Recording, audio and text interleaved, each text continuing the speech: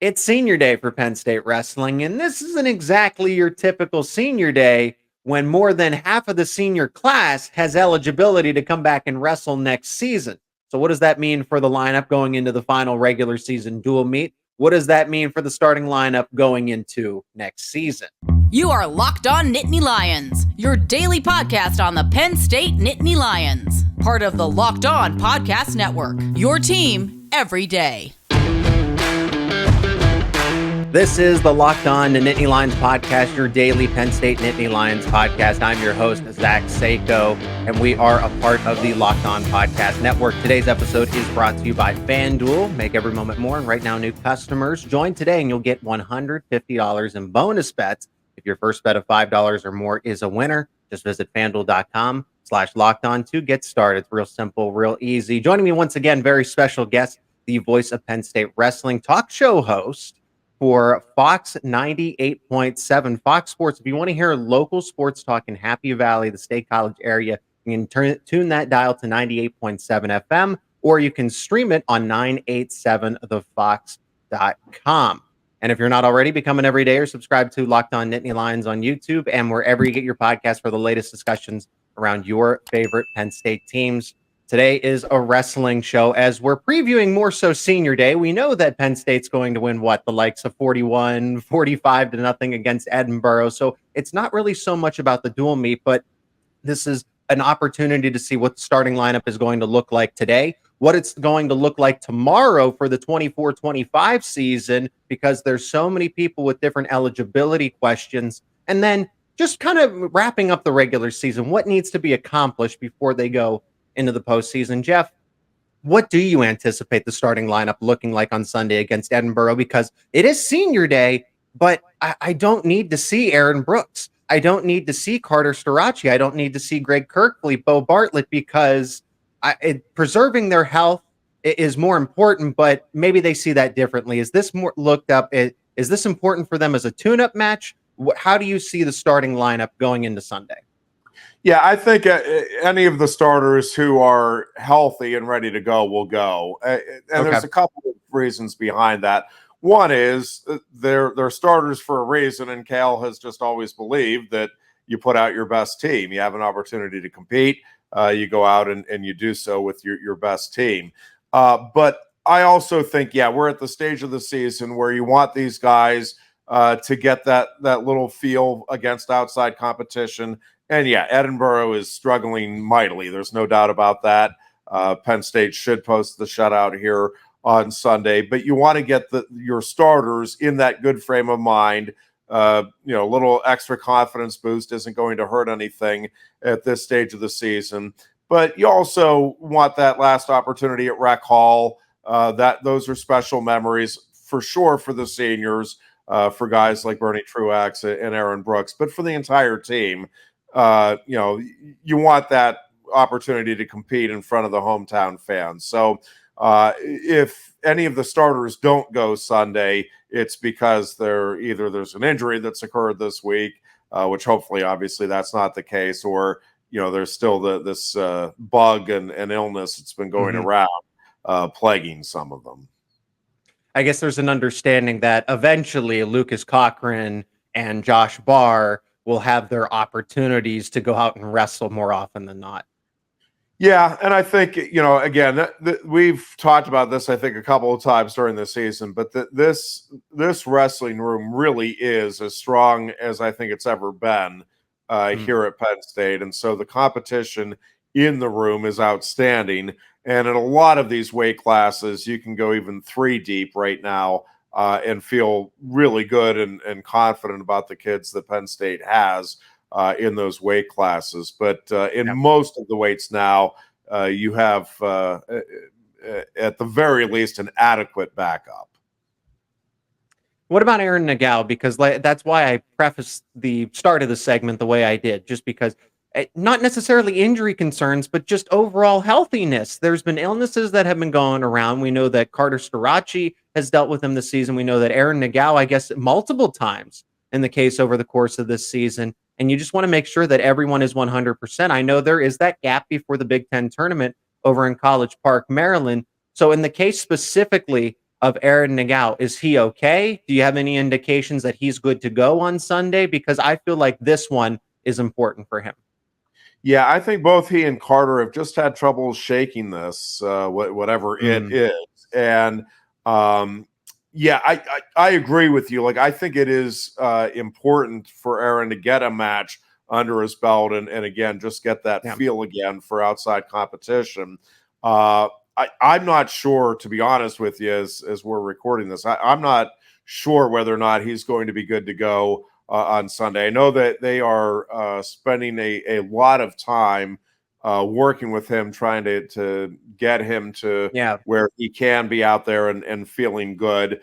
But yeah, we are at the stage of the season where you want to get him a match, but you're going to err on the side of caution. If he's not feeling it, then you're not going to put him out there because it does give you a couple more weeks here to get everything in order, get the conditioning where you want it to be, and all of that coming off of this. And obviously, hopefully have a strong showing in the postseason. The senior group, and I'm going to use this part to kind of segue into projecting the 24-25 lineup, because there are a lot of wrestlers in the starting lineup that have eligibility questions. If they come back, great. If not, it creates a logjam. But senior day is a little convoluted here, Jeff, for this season, because Beau Bartlett could come back. Kerkvliet could come back. Carter Starocci could come back. Basically, Bernie Truax and Aaron Brooks are the only guarantees to move on after this season. They'll stick with the Nittany Lion Wrestling Club, of course, but besides the point. But those three are technically seniors, but they're also not. It's kind of strange. So how does senior day, do you think, will work in this case with all these wrestlers have senior eligibility, but also still have that COVID year to use coming back? Yeah, it's been tricky the last few years, Zach, and we've seen guys come out for a couple of different senior days because they, in a couple of cases, they genuinely thought they were going to move on, and then after reconsidering and talking about it with the coaches, ended up coming back. I don't think, and I don't know, let me preface this by saying I don't know. I don't have any inside information on what is going to transpire with senior day at this stage for Sunday. What I'm expecting, obviously Bernie and Aaron will be recognized. I will be surprised, bordering on shocked, if Greg Kerkvliet walks out there for senior day. Greg has said several times that he is planning to come back and use his final year of eligibility next season. So I don't have any inside information. Maybe he will walk out there, but he is the one that I'm probably most expecting not to partake in the senior day activities, because I think they are kind of counting on him, they being the coaches, coming back next year. There's not really a plan B at the moment for next season at heavyweight. And that doesn't mean, obviously they have, Mirasolo will be coming in. They'll adjust if they need. They have options, right? Yeah, but not be the guy. Both Beau Bartlett and Carter Starocci, I think, are just interesting cases for different reasons. Starocci, again, has a chance at history, trying to become, if he can win the title this year, he would have an opportunity to become the only, presumably forever, the only 5-time NCAA champion. He has said he's ready to move on, and I think he is mentally and physically ready to move on. Right. I just and listen, these guys a lot of times look at it differently than we do as media or fans. I just have a hard time believing that you're going to walk away from a chance to be the only one ever that will have the chance to do that. Now, could I see him doing an abbreviated season next year? Yes. And will I be shocked if he does just walk away and gets, going in the freestyle circuit? No, that won't shock me at all. But I don't know. I just have a tough time believing that you're not going to at least come back. And even if it's just, hey, I'll wrestle, some spot duty here or there during the regular season. But to have that opportunity next postseason, I just think would be very special. Beau Bartlett, again, I could see going either way. And he is one I have not really talked to. I'm not sure how invested Mm-hmm. he is in this being his last year, or how invested he is in, yeah, let me come back and give this one more go around. His career, he went right from the get-go as a true freshman. Yeah. And to me, again, I don't know how he's looking at it, but really those first 2 years, I'm overstating this a bit, but I mean, he sacrificed himself for the team. He wrestled up a weight and Mm-hmm. did that because the team needed him. And obviously it allowed him to be in the starting lineup. I mean, but so to me, I would think he would want, okay, let me get another year. Now, that being said, if he wins the national title this year, which I think he's on track to do that, I don't know if that changes one way or the other, that, okay, yep, now I'm done, or okay, now I have that title. Now I can really establish myself as one of these multiple national champions and elevate my status. I don't know. So either of those guys, I'm expecting Starocci will walk out for senior day, because I think he is genuinely planning right now to not return. If I had to guess, I'm guessing Beau Bartlett will walk out too, but I think both of them will still have further discussions here as we move into the off season. Well, that's a perfect transition for next season's lineup, because if those wrestlers come back, that's great for Penn State, but you're just going to have to move some puzzle pieces around. We're going to discuss on the other side what that Penn State wrestling lineup could look like here on Locked On Nittany Lions. Today's episode is brought to you by Ibotta. Grocery bills are so expensive these days, but they don't have to be. Start getting cash back on grocery shopping with the free Ibotta app and get cash back every time you shop. Ibotta is a free app that gives you the most cash back every time you shop on hundreds of items, from groceries to beauty supplies to even toys. So you can make sure you're beating inflation no matter what you're purchasing. The average Ibotta user earns $256 per year. That could cover the cost of an entire shopping trip.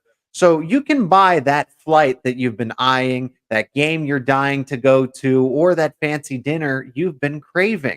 Other apps give you points that don't really amount to much. With Ibotta, just add your offers in the app, upload your receipt, and you get real cash that you can cash out to your bank, PayPal, or into gift cards. Right now, Ibata is offering our listeners $5 just to try Ibotta by using promo code LOCKEDONCOLLEGE when you register. Just go to the App Store or the Google Play Store and download the free Ibotta app and start earning cash back, and use code LOCKEDONCOLLEGE.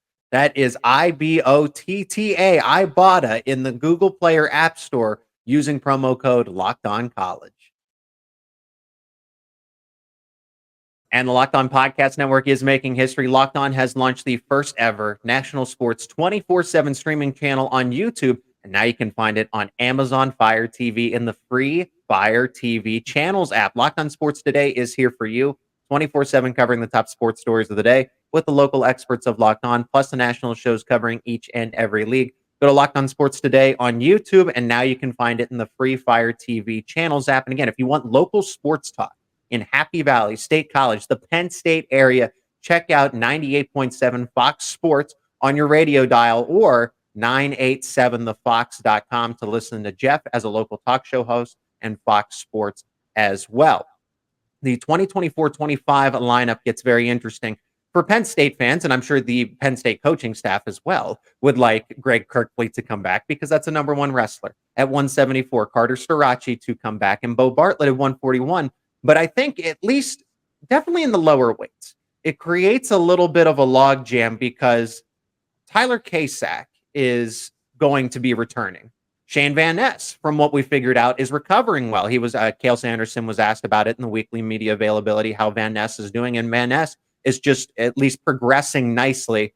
And so if Beau Bartlett returns, he's your starter at 141. So benching Tyler Kasak at 149, because you imagine that Shane Van Ness would return and take that starting spot. I know there's Olympic red shirts and all these other things that you can do. Alex Facundo could come back. What do you do there with Mitchell Messenbrink? So, Jeff, you obviously know this much better than I do, the intricacies of this lineup going into next season. But if all the wrestlers that could come back do, And this could create, I don't, a good problem to have, if you will, but a problem nevertheless for Penn State trying to navigate this next season.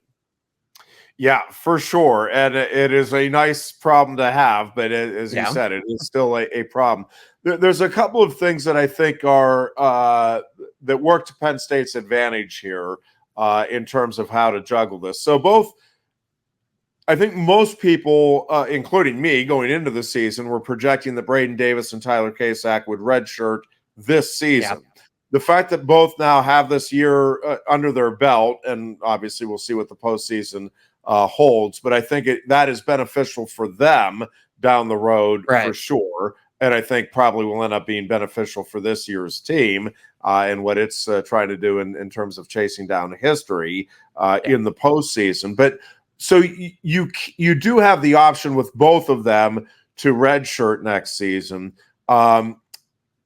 Listen, to me, trying to project next season's lineup, I mean, I can make a guess, but it is a pretty wild guess. And every year, right, like if you go back to the projected lineup this year, obviously Tyler Kasak wouldn't have been part of it. Injury there is why he's in.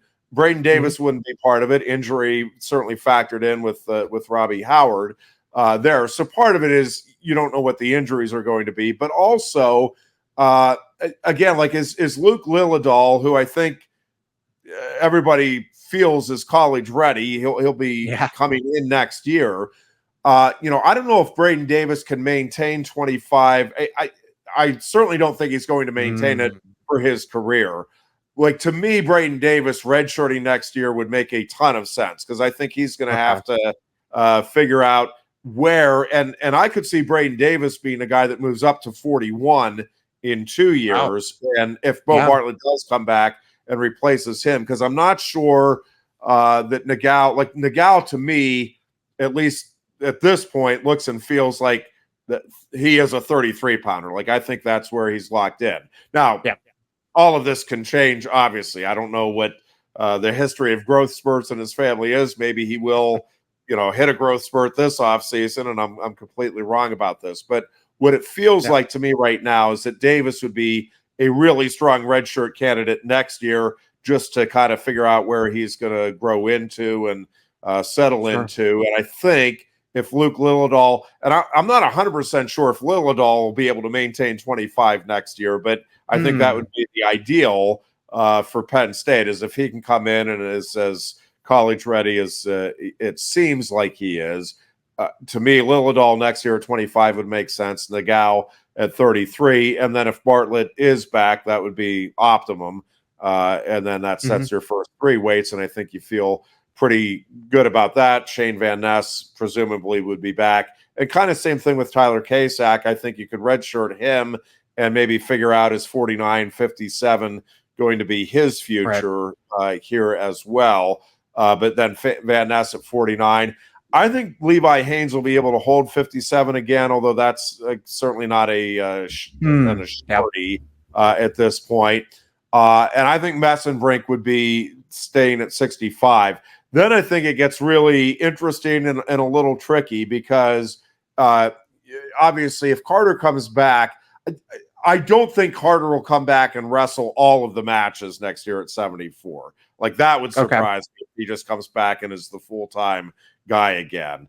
I just think where he's at with his head right now and his future plans, I think if he does come back next year, it's going to be in spot duty. And, they may pick, I'm making up the number, but 5 bouts that he'll wrestle during the regular season and kind of go the Kyle Snyder route there at Ohio State, his final year where he picked, I'd have to go back and look, but I don't think he wrestled more than 6 or 7 times during the regular season that year. So my thinking right now would be Alex Facundo probably would step in then at 74. If Starocci does move on, be the full-time guy. If he doesn't, would be the guy with the exception of the postseason.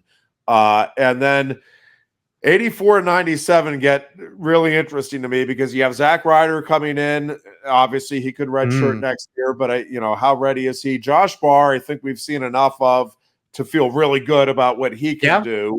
next season, and I think he'll figure in somewhere there. But then you have, probably Connor Mirasola and Lucas Cochran, and Lucas obviously has acquitted himself very well. So I think 84-97, I think they're going to be good there. But exactly who represents there and how that shakes out in terms of who goes next year, who redshirts, and then maybe vice versa in some of those spots the following year remains to be seen. And again, they've got you have Joe Seeley coming in next year. I think they'll probably redshirt him next year would be the plan right now. But even redshirting him next year, like how does that shake out? Because you have Mirasola, Facundo, Ryder, Barr, like you're going to have 6 or 7 elite athletes competing for 3 or 4 spots here. And obviously there's going to be at least 1 or 2 that are going to be left, on the outside and, either transfer or again, they can do, adjust some things here in terms of, years off and all of that, gray shirting and all of the things that can factor in. But it's going to be interesting to see how all of that stuff shakes out. And I think next year's lineup is really hard to project right now.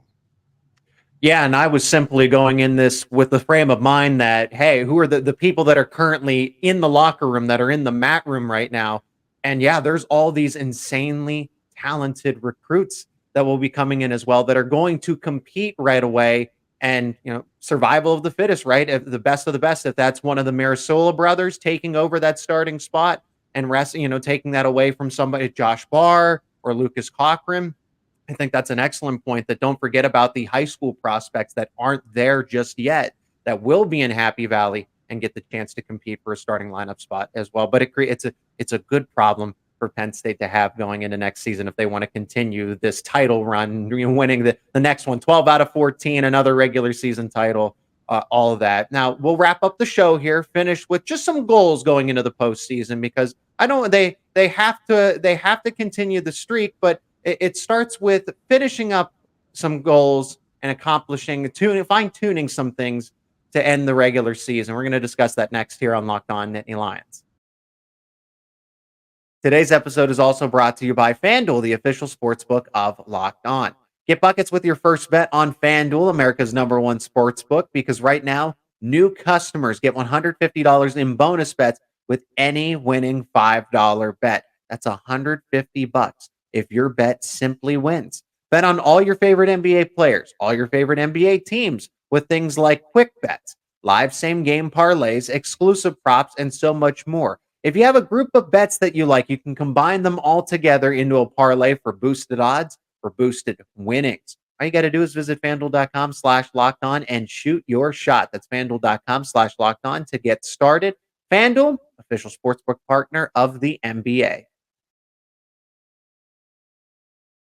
And remember, if you're not already, become an everydayer. Subscribe to Locked On Nittany Lions on YouTube and wherever you get your podcast for the latest conversations around your favorite Penn State sports teams. If you want to listen to Jeff's call of Penn State versus Edinboro, Penn State Senior Day, check that out, 1:45 p.m. this Sunday on GoPSUSports.com. And then the match starts at 2 p.m.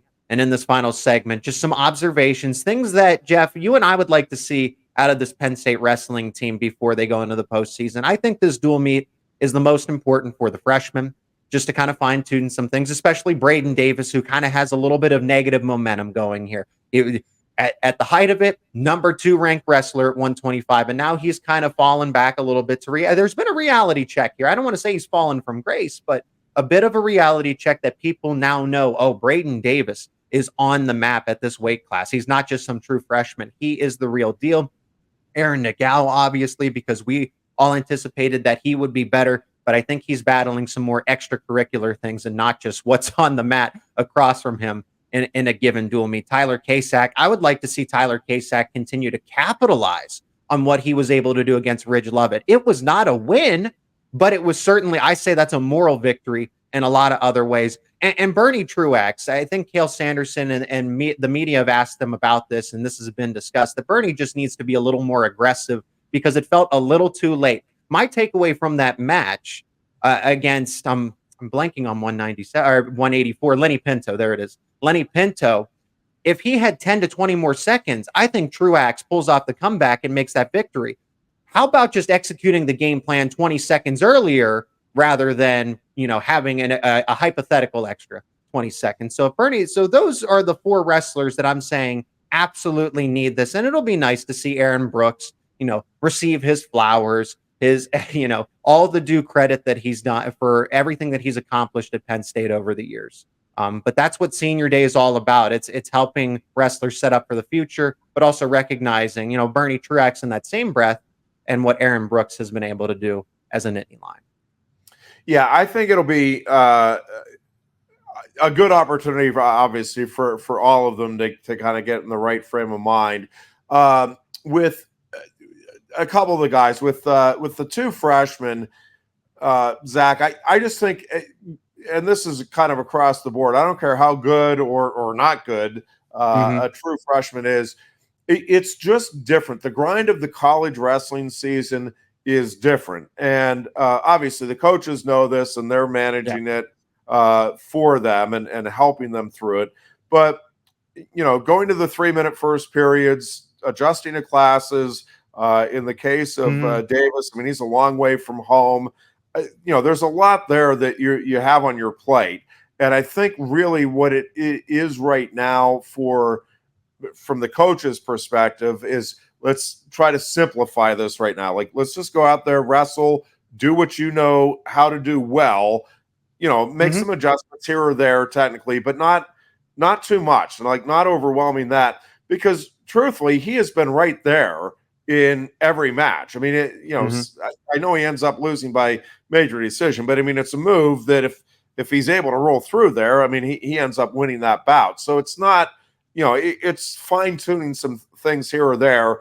I think 125 is just going to be a wild watch, both at Big Tens and at the NCAAs this year, Zach. And at NCAAs, would it shock me if Braeden Davis goes 0-2? Well, actually, that would shock me. But would it shock me if he goes 1-2? No. And would it shock me if he ends up in the semifinals and finishes third or even finds himself in the title match? No, because I don't think there's a lot of separation there between any of those top. I keep saying 10-12. Maybe it's more than that, 16-20, whatever it is. Jeez. So I mean, I just think 125 is a fun watch, and I think Braeden Davis is right there. And if he finishes fifth at Big Tens, I mean, we've had a lot of guys actually finish higher at the NCAAs than they did at Big Tens.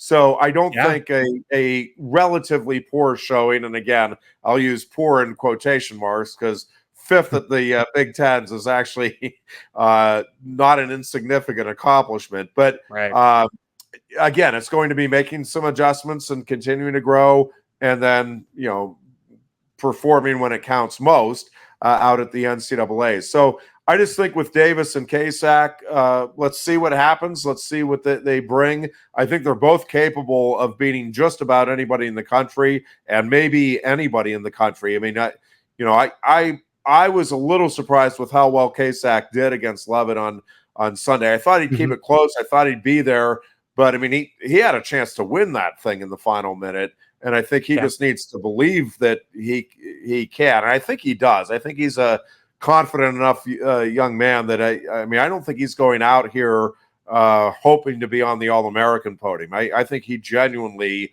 is looking to win a national title this year.